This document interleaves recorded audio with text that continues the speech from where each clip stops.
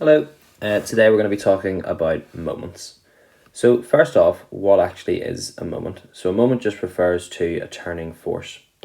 This leads us to the principle of moments, which is a good way to learn how exactly moments work.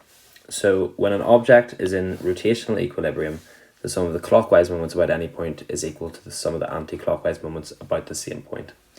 So what does this actually mean? When an object is in rotational equilibrium, this just means when an object is balanced. So if you can imagine a seesaw, the seesaw is in rotational equilibrium whenever it's not tipped to one side or the other. It's just balanced in the middle. Okay, and when an object is in rotational equilibrium, the sum of the clockwise moments about any point is equal to the sum of the anti-clockwise moments about the same point. So the sum of the clockwise moments will just be, and as I said earlier, a moment is a turning force. So the sum of the clockwise moments would be the sum of the turning force going clockwise around the clock.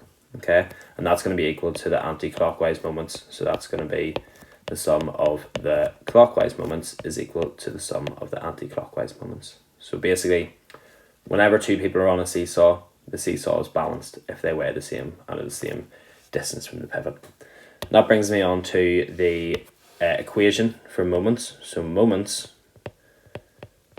is equal to force multiplied by distance from the pivot. That's perpendicular distance from the pivot. So I'll just say distance from pivot.